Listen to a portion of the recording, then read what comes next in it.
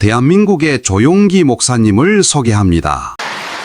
저는 여러분과 함께 오늘 아침 마라, 라파, 그리고 엘림이란 제목으로 말씀을 나누겠습니다. 애굽을 출발해서 홍해를 기적적으로 건너 수르 광야에 들어온 이스라엘 백성들은 목마름과 질병과 광야 생활의 궁핍이 기다리고 있었습니다. 여기에 대하여 하나님의 돌보심의 섭리와 약속을 하나님이 극적으로 나타내 주었습니다. 그들이 홍해길을 지나 수르 광야에 들어와서 사흘 길을 행하도 마실 물이 없었습니다. 태양은 자결하고 온몸의 수분은 증발하고 목이 말라 혀가 입천장에 붙었습니다. 모든 사람마다 물을 달라고 외쳤습니다. 그리고 모세를 원망하여 가로되 모세야 우리를 왜 광야로 인도하여 목말라 죽게 하느냐고 했습니다. 그럴 때 그들이 한 연못물을 발견했는데 뼈에 가서 마셔보니 써서 마실 수가 없습니다. 모든 사람들이 기진맥진했습니다. 이럴 때 모세가 기도하며 하나님이 한 나무가지를 지시하시는지라 그 나무가지를 꺾어서 물에 던지니 물이 달아져서 모든 사람들이 목을 축이고 배불리 물을 마셨습니다. 그리고 그 자리에서 주님께서 법도와 율례를 정하시고 말씀하기를 내가 내 말에 귀를 기울이고 정의롭게 살며 하나님의 율법과 계명을 실천하면 애굽 사람에게 내린 질병이 하나도 너희에게 내리지 않냐리니 나는 너희를 치료하는 야훼라고 말씀하셨습니다.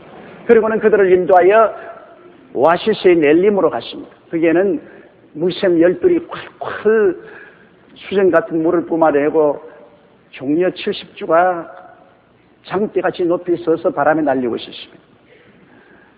이곳에서 그들이 캠프를 쳤습니다.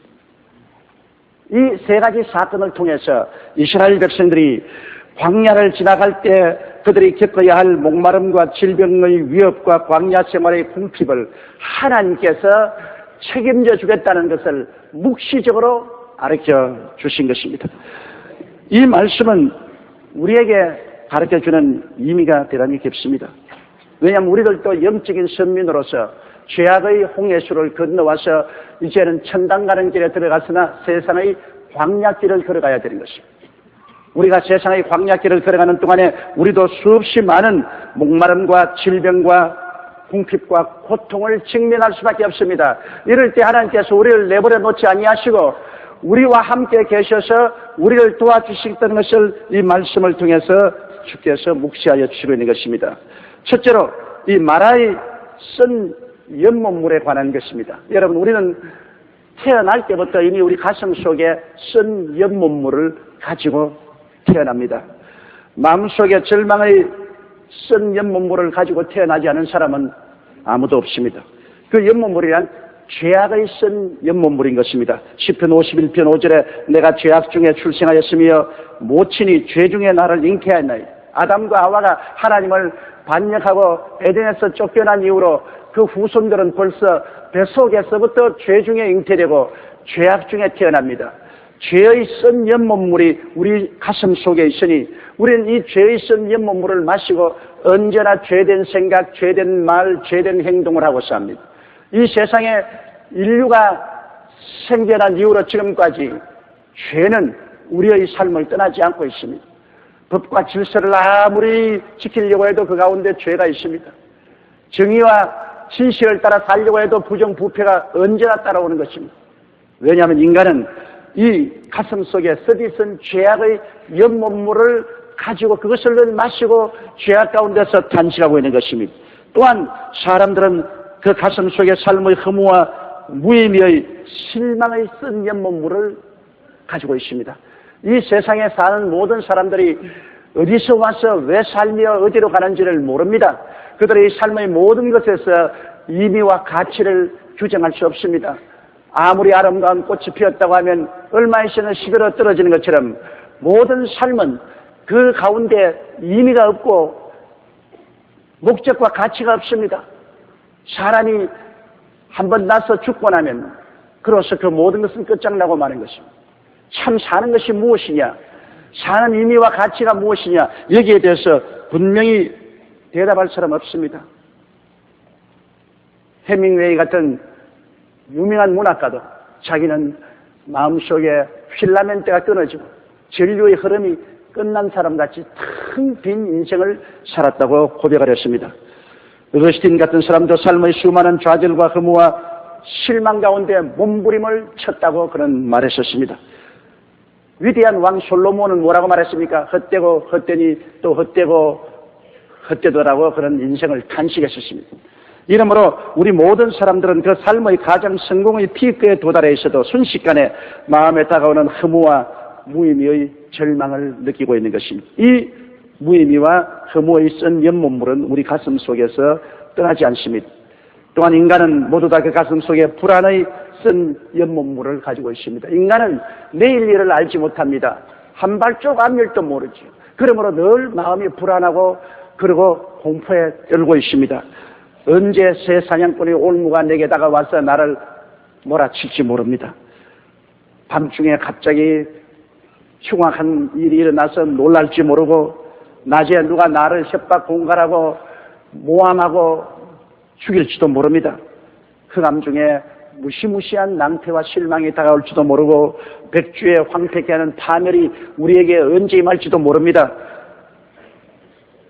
요사이 4.13 선거를 앞두고 나니까 제일 큰 대목을 만나고 호황을 하는 것이 점집이랍니다.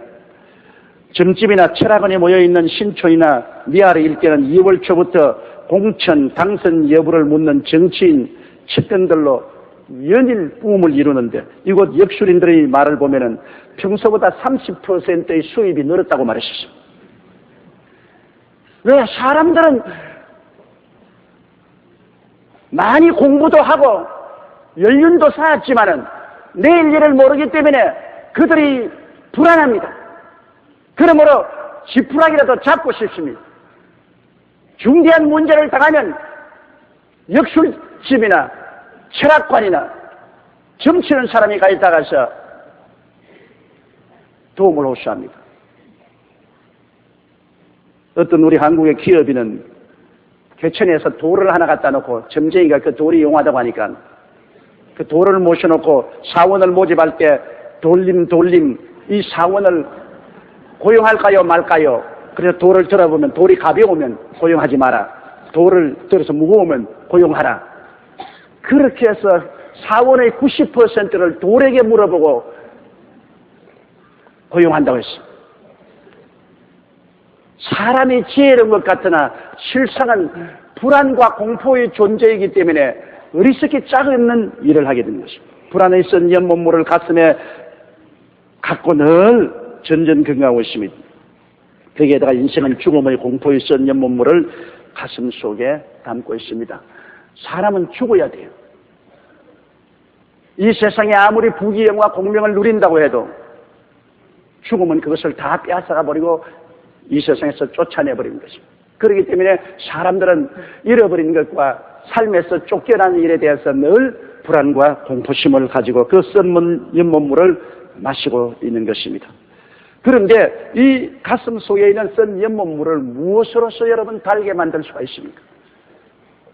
인간의 수단과 방법과 노력으로는 이 가슴 속에 썩은 연못물을 달게 만들 수가 없습니다. 우리가 이 광야를 지나가는 동안에 이 썩은 연못물을 그대로 가지고 가면은 인생은 실망하고 낭패할 수밖에 없습니다. 그러나 모세가 나무가지를 꺾어 던지면 물이 달아진 것처럼 여러분 우리의 썩은 가슴 속에 갈보리 십자가를 던져 넣으면 이 썩은 연못물이 신기하게 달아져 버리고 마는 것입니다.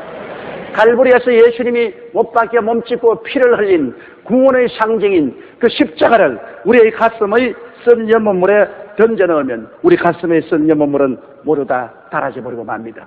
죄악의 썩은 연못물에 십자가를 던져 넣으면 우리의 죄악이 영원히 용서받고 마는 것입니다. 우리는 죄 때문에 마귀에게 묶여있고 마귀에게 도적질 당하고 죽임을 당하고 멸망을 당했는데 십자가를 던져넣으면 죄악이 용서받음으로 마귀의 사슬이 끊어져 버리고 해방과 자유를 얻게 되고 성령을 모시고 하나님의 자녀가 되고 하나님과 함께 살게 되는 것입니다. 용서와 의가 십자가를 우리의 가슴 속에 던져넣으면 우리에게 다가오는 것입니다.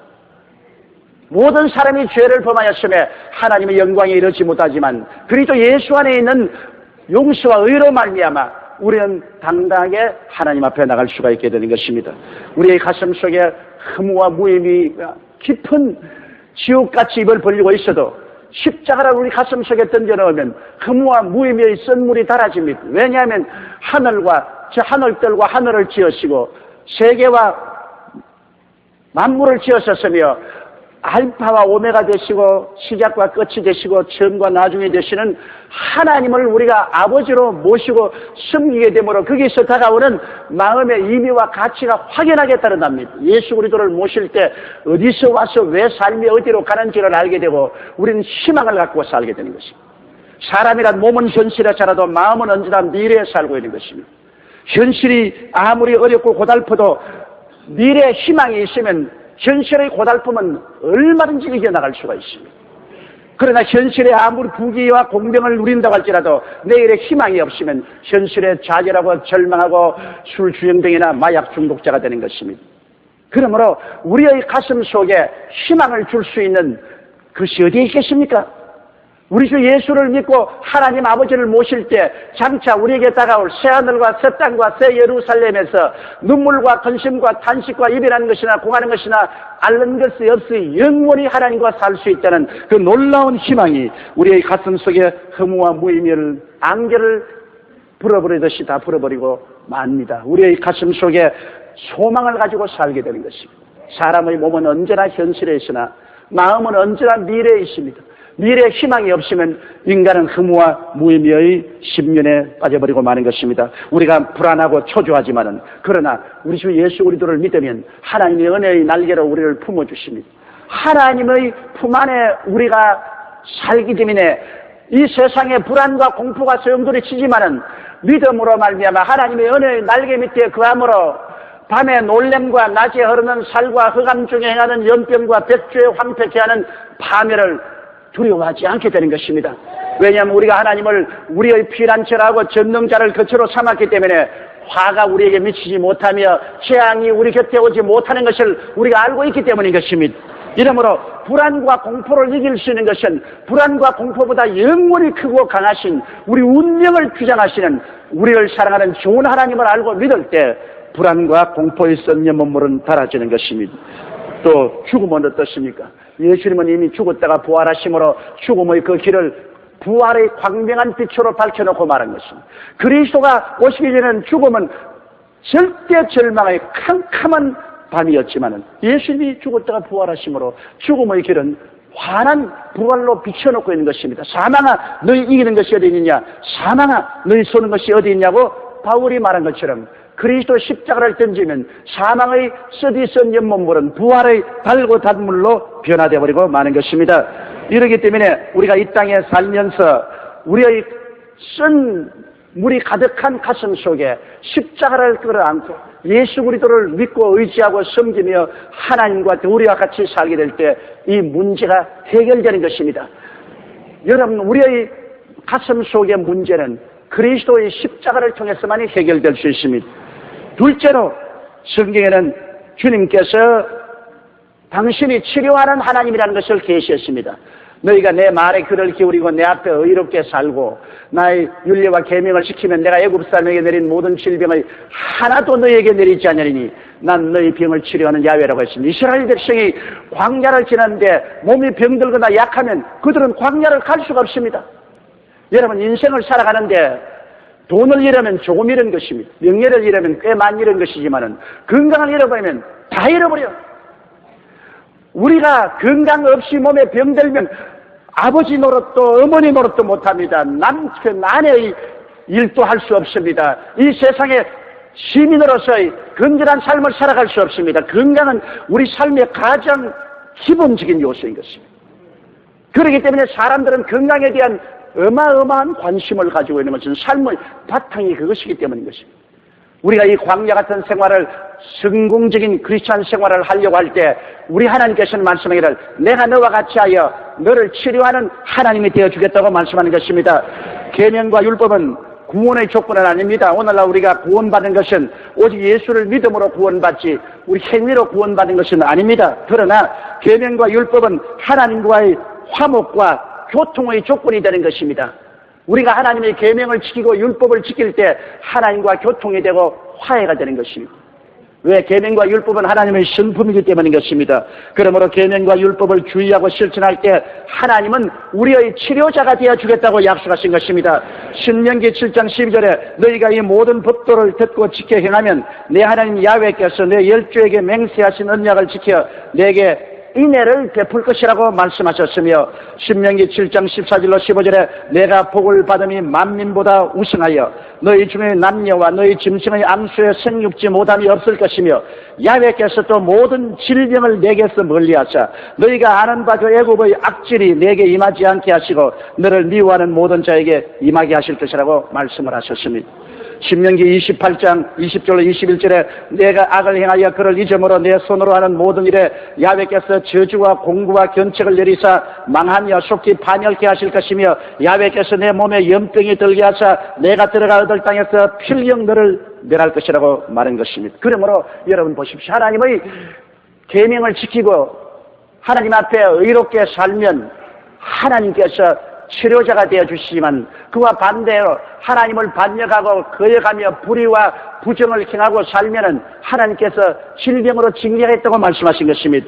바로 병낫기 위해서는 죄를 고백하고 보혈을 의지하여 간절히 주님께 기도드리면 광야를 지나는 오늘날 우리의 삶 속에 하나님은 치료자로서 위대한 능력을 베풀어 주시는 것입니다. 야고보서 5장 15절로 16절에 믿음의 기도는 병든 자를 구원하리니 주께서 저를 일으키시리라. 혹시 죄를 범하였을지라도 사하심을 얻으리라. 그러므로 너희는 죄를 서로 구하며 병 낫기를 위하여 기도하라. 의인의 간구는 역사는 이미 많다고 말씀하셨습니다. 예수 그리스도는 어제나 오늘이나 영원토록 동일하다고 말씀하셨는데 마태복음 8장 16절로 17절에 보면 예수께서 말씀으로 귀신들을 쫓아내시고 병든 자를 다 고치시니 이는 선지자 이사야로 하신 말씀에 우리 연약한 것을 친히 담당하시고 병을 짊어지셨도다 함을 이루리 하심이라고 말씀하셨습니다. 예수님께서는 이 땅에 오실 때 우리의 연약함을 친히 담당하시고 병을 그 몸에 다 짊어지셨습니다. 이러므로 오늘 이 시간에 광야를 지나는 우리들이 하나님 앞에서 의롭고 진실되게 살며 간절히 기도하면 주님의 능력으로 우리의 병을 고쳐주시는 것입니다. 우리는 의사를 통하여 약을 통하여도 병을 고침받지만 우리가 예수를 믿고 하나님께 부르짖어 기도하면 주님께서 성령의 능력으로 우리에게 건강을 주심으로 건강한 몸으로 건강한 마음과 영을 가지고 하나님을 섬기는 이 땅에서 행복하게 살아갈 수가 있습니다. 셋째로 이스라엘 백성들이 들어간 것은 엘림이라는 오아시스로 들어갔습니다. 그 광야에 오아시스가 있었어요. 그 후에 들어가니까 물샘 12이 활활 물을 쏟아내고 종려 70주가 바람에 나요. 그곳에서는 푸른 화초가 있고 새들이 있고 동물들이 있고 열매들이 있었습니다. 오아시스에는 온갖 것이 다 있는 것은 생명의 근원인 물이 있기 때문인 것입니다. 여러분, 이게 물샘 12과 종려 70주가 있다는 것은 하나님이 그들에게 깊은 상징적인 의미를 준 것입니다. 12지파와 70원의 장로는 이스라엘 선민을 대표하는 것입니다. 하나님께서는 광야를 지날 때도 하나님께서는 선민을 위해서는 이와 같이 언제나 오아시스를 예비해 주시겠다고 상징적으로 보여주신 것입니다. 이건 또 우리에게 큰 의미가 있습니다. 우리 영적인 이스라엘은 우리들도 예수님은 12제자와 70인의 장로들로서 우리 지상에 주님께서 이루가신 천국을 대표하신 것입니다. 그러므로 택한 자들과 하나님의 백성 전체를 이 오아시스는 의미하는 것입니다. 주님께서는 선민을 위하여 광야에서 오아시스를 예비하는 하나님이라는 것을 그들에게 보여주므로 어떠한 광야 험한 길을 가도 두려워하지 말라. 하나님은 오아시스를 예비하신다. 그 말씀을 보여주는 것입니다. 신명기 1장 33절에 그는 너희 앞서 행하시며 장막 칠 곳을 찾으시고 밤에는 불로 낮에는 구름으로 너희 행할 길을 지시하신 자라고 말씀하신 것입니다. 하나님께서 친히 앞에 행하사 장막 칠 곳을 찾으시는 하나님입니다. 그러므로 이스라엘 백성 선민을 위해서 오아시스를 예비하는 하나님이라는 것을 보여주신 것입니다. 시편 107편 35절로 36절에 또 광야를 변하여 못이 되게 하시며 마른 땅으로 샘물이 되게 하시고 줄인 자로 거기에 거하게 하사 저희로 거할 성을 예비하게 하신다고 성경은 말하고 있는 것입니다. 오늘날 현대 영적인 선민은 우리가 이 광야 같은 세상을 살아갈 때 하나님은 우리에게 오아시스를 예비해 주신다는 것입니다. 이 오아시스는 다른 것이 아니라 바로 교회가 오아시스인 것입니다. 교회는 영적 선민들에게는 이 메마른 세상의 오아시스가 되는 것입니다. 마태복음 16장 18절에 내가 이 반석 위에 내 교회를 세우리니 음부의 권세가 이기지 못하리라. 아무리 사탄이 공격해도 교회를 주님께서 지키겠다고 말씀하신 것입니다. 그러므로 고린도전서 2장 19절에 기록된 바 하나님이 자기를 사랑한 자를 위해서 예비해놓은 모든 것은 눈으로 보지 못하고 귀로 듣지 못하고 마음으로도 생각지 못했다가 함과 같음이라고 말한 것입니다. 하나님께서는 이 교회를 통해서 우리 모든 성도들이 이 땅에 살아갈 때 필요한 것을 예비하시는 하나님 것입니다. 이 교회가 바로 성도들이 지치고 피곤하고 고달픈 인생길에 오아시스가 되는 것입니다. 교회는 영적인 선민에게 주는 생명수가 이곳에 있습니다. 이곳에 오면 생명수가 되는 하나님의 말씀이 있고 성령의 역사가 있는 것입니다. 말씀을 듣고 성령의 은혜를 받아서 우리는 다시 한번 우리 영혼이 소생하고 우리가 마음의 용기와 힘을 얻고 상쾌하게 되는 것입니다. 요한복음 16장 13절에도 진리의 성령이 오시면 그가 너희를 모든 진리 가운데로 인도하리라고 말했으니 성령이 우리와 함께 계셔서 우리를 인도하시고 위로하시고 힘주시고 가르치시고 우리에게 큰 하나님의 은총과 능력을 주시는 것입니다. 에베소서 5장 20절로 27절에 이런 곧 물로 씻어 말씀으로 깨끗하게 하사 거룩하게 하시고 자기 앞에 영광스러운 교회로 세우사 티나 주름 잡힌 것이나 이런 것들이 없이 거룩하고 흠이 없게 하는 하나님의 역사가 교회 가운데 나타난다고 말씀하셨습니다. 요한복음 7장 37절 38절에 누구든지 목마른 자는 내게로 와서 마시라. 그러면 너희 뱃속에서 생수의 강이 넘쳐나리라고 말씀하신 것입니다. 그러므로 이곳에 믿음의 강, 사랑의 강, 희망의 강, 의와 평강의 강물이 넘쳐나는 것이 바로 교회입니다. 이 세상에 메마르고 목마르고 시련을 당하고 고통당하고 낭패와 실망을 당해도 하나님이 이 땅에 예비한 이 엘림 오아시스인 교회에 오면 여기에 성령의 12샘물이 넘쳐나고 말씀의 12샘물이 넘쳐나며 축복의 종려나무가 하늘을 덮어주는 것입니다. 이러므로 종려나무는 하나님의 위로와 형통과 승리와 복을 의미하는 것입니다. 시편 92편 12절에 의인은 종려나무같이 번성하며 레바논의 백향목같이 발육하리라고 말한 것입니다. 요한 3서 2절에 주님께서 사랑하는 자여 내 영혼이 잘됨같이 내가 범사에 잘되며 강건하기를 내가 강구하노라 했는데 이 세상에 메마른 곳에 어디에서 이런 은총을 얻을 수 있습니까? 교회에 오면 이것이 주님께서 예비한 오아시스로서 이곳에 물샘 12를 통해서 말씀과 성령을 통하여 영혼이 잘되게 되고 종려 70주처럼 주님이 복을 주심으로 범사에 잘되고 치료함을 얻어 강건함을 얻게 되는 것입니다. 그것이 바로 오늘날 오아시스 교회인 것입니다. 사막 한가운데 물이 있는 오아시스는 생명이 약동하지 않아요. 에스겔서 47장 9절에 이 강물이 있는 곳마다 번성하는 모든 생물이 살고 또 고기가 심이 많으리니 이 물이 흘러 들어가므로 바닷물이 소성함을 얻겠고 이 강이 흐른 각지에 모든 것이 살아나리라고 말씀하셨습니다. 우리 교회에 나오는 여성도 중에 한 분이 이런 간증을 했습니다. 그는 처녀 때 우울증이 심해서 점도 쳐보고 굿도 해보고 병원도 다녀봤지만 우울증에서 해결하지 못했습니다. 그런데 결혼을 하면 우울증이 낫는다고 해서 결혼을 했습니다. 결혼을 하고 애도 얻었는데 남편이 실직을 하자 우울증이 굉장히 심해졌습니다. 이제는 아침에 일어날 수도 없고 밥도 지을 수 없고 남편을 수발할 수도 없고 어린애도 돌볼 수 없을 만큼 우울하고 그는 꼭 자살하고 싶었습니다. 그런데 구역장 한 분이 그를 자꾸 권면해서 교회에 가자고 했습니다. 그래서 구역자가 인도를 받아서 그는 좌절과 절망 중에 교회에 나왔습니다. 교회에 나와서 하나님 말씀을 듣고 기도하는데 이것이 그의 생명의 오아시스가 되었습니다. 말씀이 들어오고 기도하고 성령의 역사하자 그 마음속이 차차 맑고 밝고 환해지며 우울증의 먹장구름이 떠나가고 그는 화창한 봄날 같은 성도로 변화지고 말하십니다. 그는 얼마나 마음이 기뻤던지 금식하고 철야 기도하고 그리고 부르시니 남편도 부인이 행복하니까 따라서 행복하고 가정이 기쁘니까 나가서 열심히 직장을 찾아서 직장도 얻고 온 가족이 구원을 받고 그리고 부부가 교회에 열심히 와서 봉사하며 그는 3년간 150명을 우리 교회로 인도했었습니다. 그 마음속에 너무 기쁨이 넘치는 건 가만히 있을 수가 없어서 하는 곳마다 교회로 이끌어서 150명을 죽게로 인데 그의 메마른 광야 같은 그의 삶에 교회가 삶의 오아시스가 된 것입니다. 그리스도를 믿는 개인과 가정뿐 아니라 나라와 민족이 이 오아시스에 들어오면 생명수를 얻게 되는 것입니다. 이 광야 같은 세상을 지나는 동안 마음의 치료를 받고 육신의 치료를 받고 교회의 영적 장막을 치고 그 안에 사람과 교통하고 살아가는 것이 선민의 생활인 것입니다. 여러분, 성경에 말한 대로 가라사대 너희가 너희 하나님 나 야훼의 말을 청종하고 나의 보기에 의를 행하며 내 계명의 귀를 기울이며 내 모든 규례를 지키면 내가 애굽 사람에게 내린 모든 질병의 하나도 너에게 내리지 않으리니 나는 너희를 치료하는 야훼라고 하신 그 말씀은 오늘 또 우리 가운데 이루어지는 것입니다.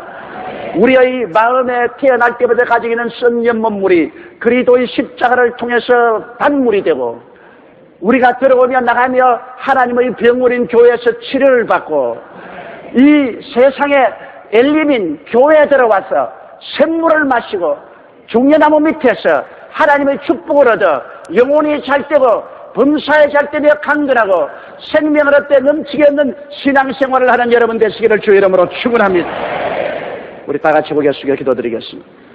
전능하시고 거룩하신 우리 아버지 하나님, 우리는 예수를 믿고 이 땅에 사는 동안에 메마른 광야 같은 세상에 목마르고 지치고 병들고 가난하고 헐벗고 굶주리는 위기에 처하고 두려움에 처합니다. 그러나 하나님이 우리와 같이 계셔서 예수 그리스도를 통해서 썩는 몸물을 달게 해주시고 병을 고치시고 우리에게 오아시스인 교회를 주셔서 이곳에 와서 주께 부르짖으면 주께서 생수를 주시고 복을 주시는 은총을 베풀어 주시니 감사합니다. 하나님 아버지여, 그러므로 빈손 들고 광야에 방황하다가 파멸당하는 자 없고 모두 다 예수 믿고 구원받고 하나님의 복을 받아 살다가 천국의 영원한 오아시스로 들어가는 우리들이 다 되게 도와주옵소서. 예수님 이름으로 기도드리옵나이다. 할렐루야. 아멘. 목사님 감사합니다. 구독과 좋아요는 제작하는 데 힘이 됩니다. 감사합니다.